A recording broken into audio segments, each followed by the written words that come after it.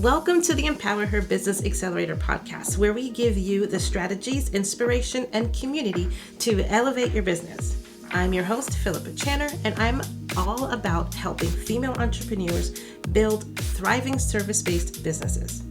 This month, we're diving deep into a topic that's foundational for all successful marketing, and that's truly understanding your target audience. It's more than just the demographics. It's about connecting with their pain points, speaking their language, and creating content that resonates with them.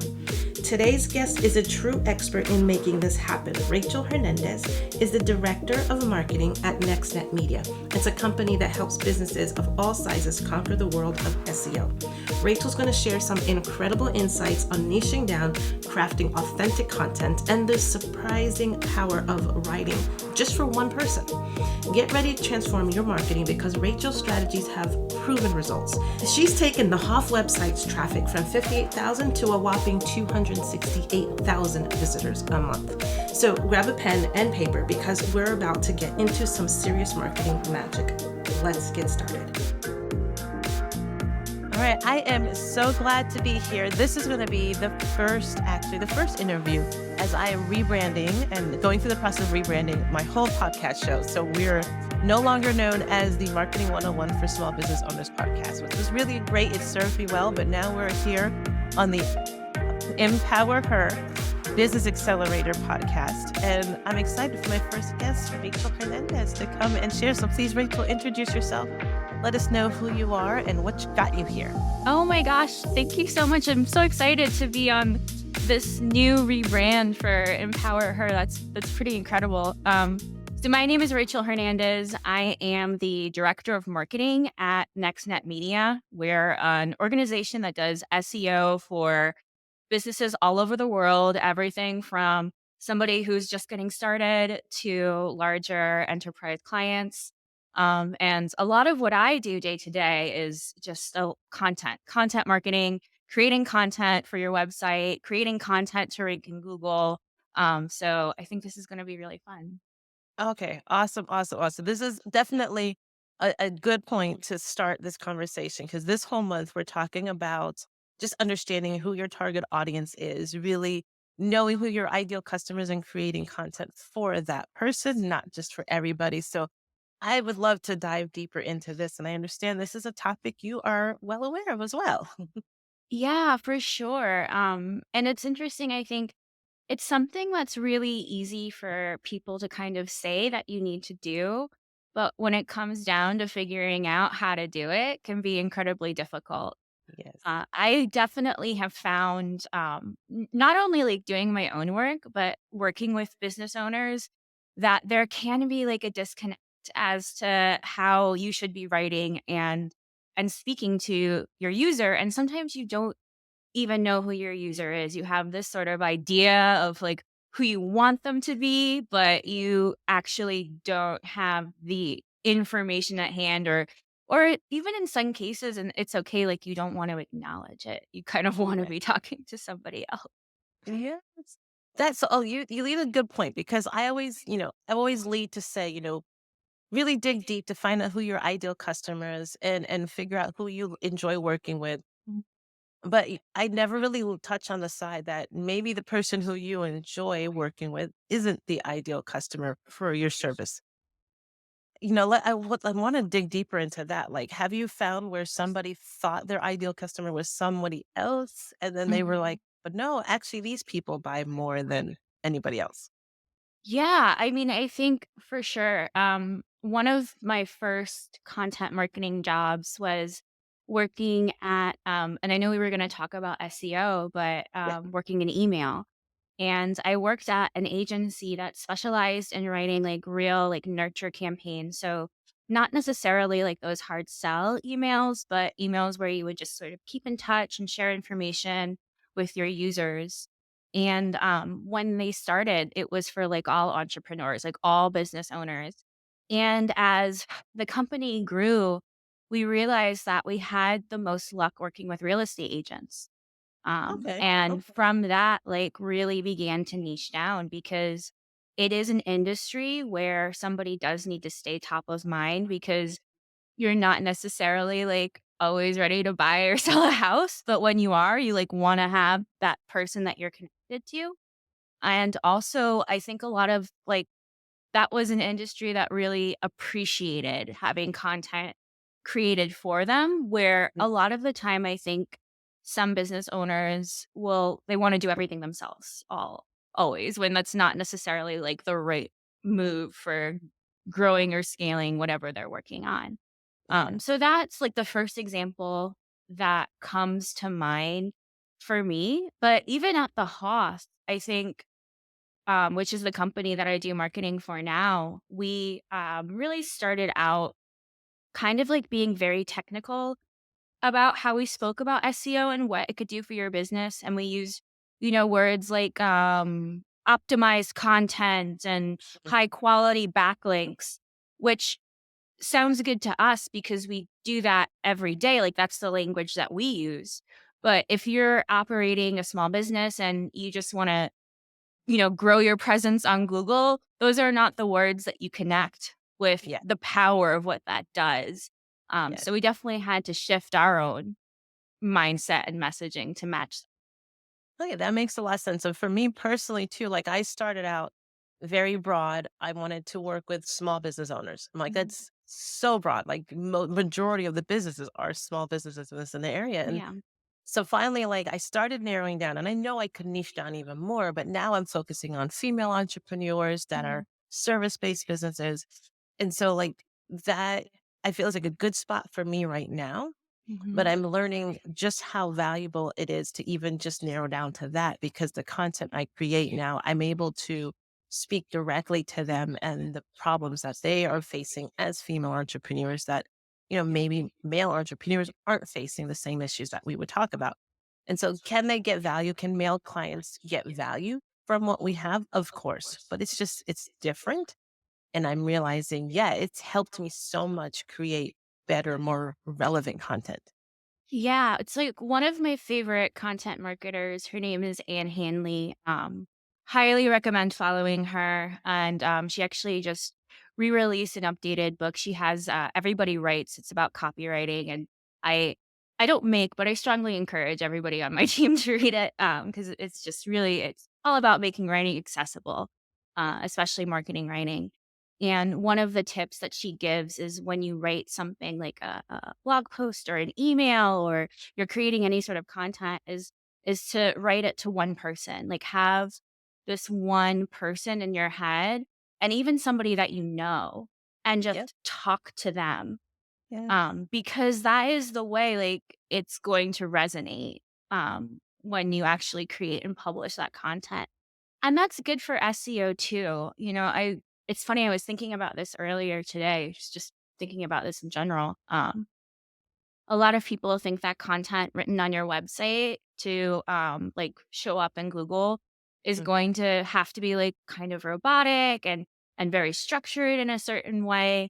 And that's so not true at all Mm. because content that ranks in Google has a lot of user engagement and people don't respond to that. They comment, they share, they, share posts or they link to posts that actually like mean something to them. And Yes. you're not going to pull that off if you're just kind of doing like a 10 tips to whatever, generalizing to everybody. Yes, that is so true. That is so true.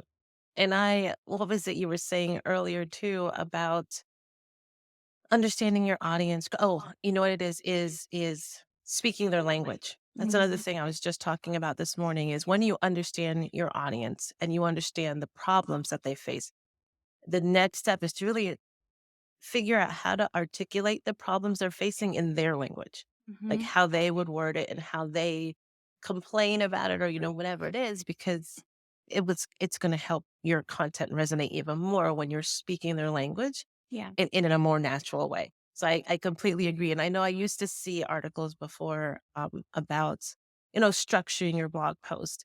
Mhm. And I get it. There's probably still value in Oh, like the header 100%. tags and the Yeah. sub header tags. Those are still important, but it's like having that be like the secondary thought, like write your content first from the heart and just like, speaking to these problems and speaking to that ideal.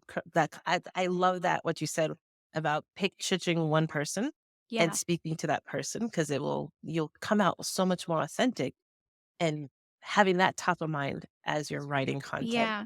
and then have somebody else or come back afterwards and structure it right, Yeah, exactly. Like this doesn't have to be like a million years ago in high school it was like what the 5 paragraph essay, it doesn't Yeah. have to be like that. Yeah. And it can be really hard to learn the language that your audience is using. Some business owners interact, with their user base every day, and that is certainly helpful. Not everybody has that advantage though. Yeah. And like one of the things I did, and because I used to write content for like all different industries, not just SEO, was like use forums, like things like Reddit or Facebook groups, or like go to the places where your people are and just read, and you don't even necessarily have to engage. I mean, I would, but you don't have to. But that's a really like we're living in an age where you can absolutely go to the source and not have to be in the room with them. And that's super powerful for people who are trying to connect on that deeper level. Definitely, definitely. Now, when it comes to creating content on your website, obviously we've got blogs that people can do that's going to resonate. What other ways that people can stay on top of their SEO, Mhm. with keeping their audience in mind? Yeah. I mean, I do think the content on your website's the most important element of SEO. And I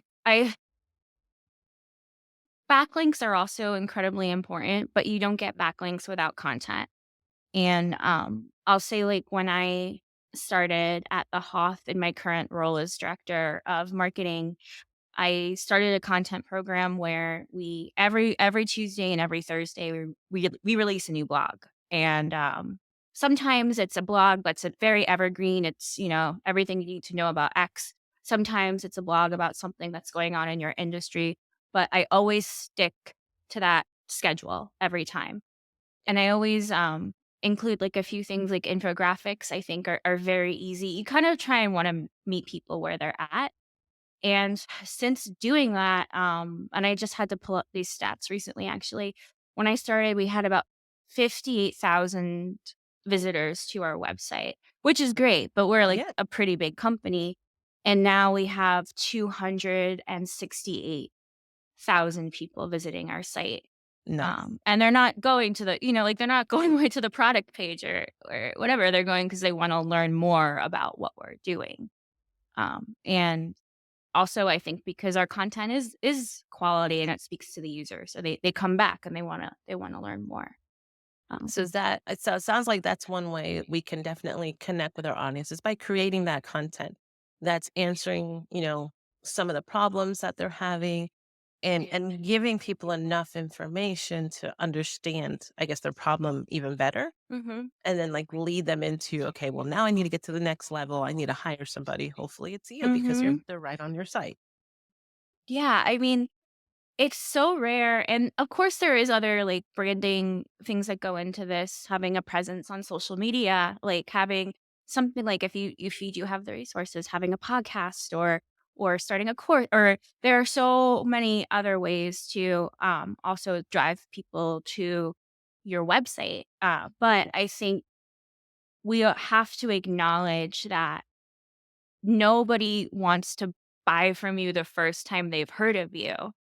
Like, it takes I forget what the stat is. I think it's like 12 to I 15 Yeah, years ago, touches. it was like 7, now it's like yeah, now it's up in double digits of how many times they need to engage with you in some way, shape, or form Yeah. before it's like, "Okay, I trust you enough to put my money For where what our money? mouth." Yeah, and that's where that content creation is really all about. It's starting that conversation, and then really seeing if this is a mutually beneficial arrangement. And that can be really hard. Like if you are, starting your own business and you're an entrepreneur, it's tough to hear that like you have so much to create in order to actually like have a sustainable business. It's very easy to fall into the trap of like, I'm gonna just, like do a 2-for-1 thing, or like rely on the promos, and it's just not sustainable. That's like it's a quick win and it's a drop, and then it's a quick win, it's a drop, and Yeah. it's just not going to work that way. So I highly recommend like anybody who is starting a business to really think about their marketing plan and the story they want to tell, and the platforms that they're going to use to tell that story. And I know you mentioned too, meeting your customer where they are, trying to connect with your audience there. So like for instance, here the pattern that I've fallen into is my main piece of content is my podcast. And then from there, I would create blog posts. I'll do the social media posts. I'm trying to create multiple pieces of content from this one source. That way it's hitting in different places in different formats. And so you recommend certain, others do something similar to that. Yes, That way.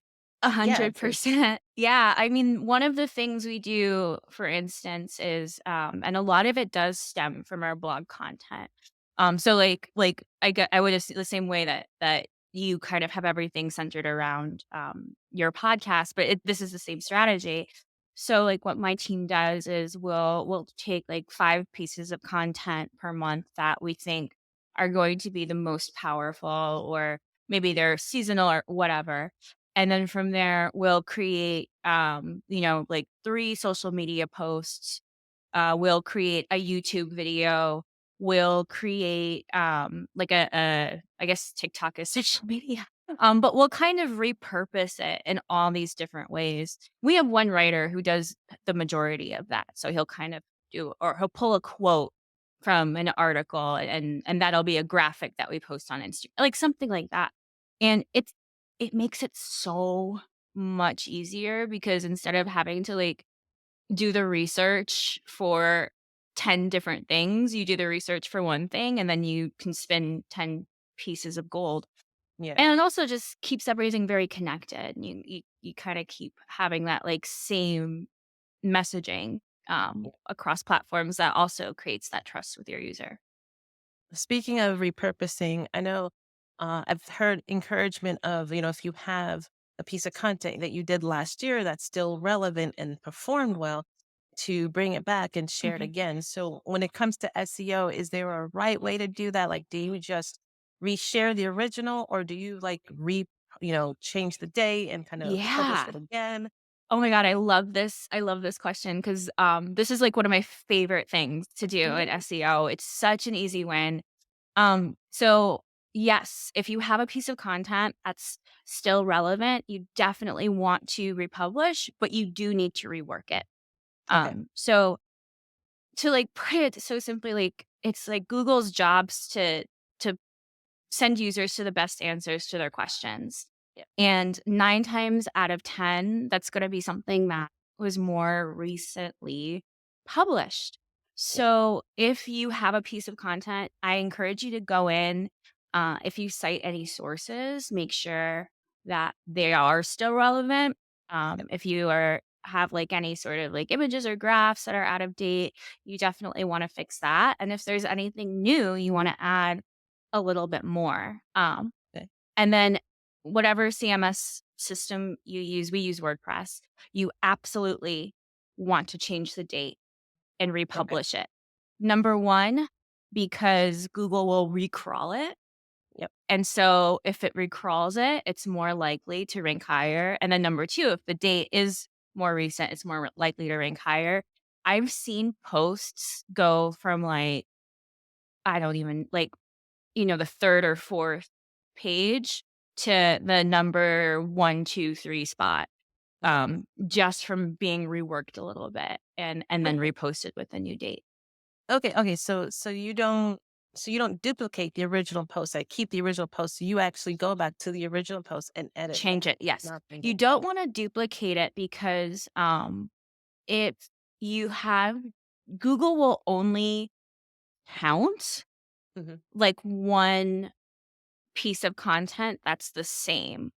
Okay. So it's like a duplicate content rule. And so you want to take the old post, edit it, and then republish it with the new date. It's funny, we just kind of like made this mistake at the Haas, because it's fairly recent that Google is ranking like LinkedIn articles. Like if you do a Mm, search, you'll sometimes see like somebody's LinkedIn article. And so we had been posting articles on LinkedIn, but they had been from our blog and they had been like direct copies. Google was ranking the blog, yeah. but they weren't ranking our LinkedIn posts. And so we were like, oh, well, now that Google is ranking LinkedIn posts, we have to do new content for Oh, LinkedIn. okay. That's good to know. Cause Because, yeah, I do the yeah. same thing. Oh, yeah. My You're like, easy blog is win. linked. Yeah. Yeah. Just copy and paste. Easy, easy. So now going forward, I'll have to think, okay, I have to change the LinkedIn post. Just enough Enough. to Yeah. You make it don't have more. to like rework the whole thing. I would recommend definitely changing the title. Like that's Okay. like a very like, and then, yeah, like kind of reworking it. And I even think like, if you're reading a blog on LinkedIn, you're probably not going to expect to see some of the same things you would see on a website. You maybe don't need like all of these images or it doesn't have Yeah. to be as long because that's just not what people are looking for on that platform. So you already kind of have like some easy tips on how to rework that. Yeah. Okay. All right. That's good. So hopefully people are getting a lot of just different nuggets on ways to get their content out there.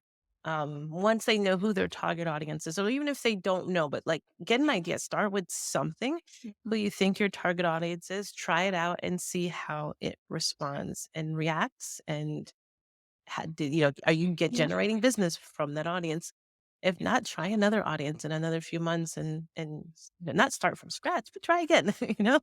Yeah. Yeah. 100%. Okay, awesome.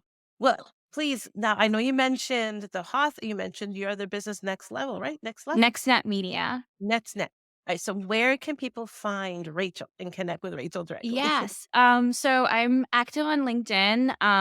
That's where I do most of my posts about like content and SEO. On my name's Rachel Hernandez. So it's Rachel A. Hernandez. There's a lot of Rachel Hernandezes out there in the world. So we did the middle initial. Excuse me. I also encourage people to follow the Hoth on social media. So Okay. that's going to be at the Hoth SEO.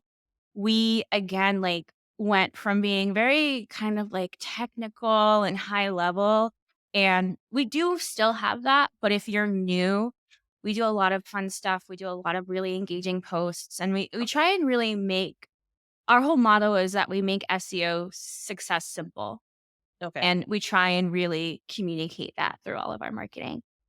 And then I know you mentioned, I know it's good to step back. I know we're trying to wrap it up, but I just thought of something. And you mentioned earlier, and I totally get it. There's a lot of brands out there that want to control their content. Mm-hmm. And it's like, on one hand, it's like, yeah, I want your content to be authentic, be from you. But then there's the other, side of things that you need to run your business and you can't do marketing all the time. Somebody else can step in. So how do you take that step to get to know a company Yeah. so that they feel comfortable and confident that, yes, you can speak in my voice for me? It's it's a little work up front. Yep. But I work with freelancers. I have at one point with the Hoth, we had like 700 freelance writers. Right now, I have a pretty small team of about, I'd say like six freelancers, a few Okay. writers, a few graphic designers, and a few video editors. And I would say find a space where you can connect with a freelancer one on one, and who will work with you, understand you, your business. My favorite spot where I've hired all of my freelancers, I think, is freeup.net. Okay. And that is a freelance. I love FreeUp because they're a really hands-on. It's not like an Upwork where you kind of like throw a post up and you get a billion responses and there's not really Yeah. like they have like a very strong customer service team. There's a lot of accountability there. They help you kind of manage everything. And they have really great talent on there. Okay. So yeah, I mean I probably write one post a month on my own. And that's just if that's like a passion project at this point for me because Okay. Yeah.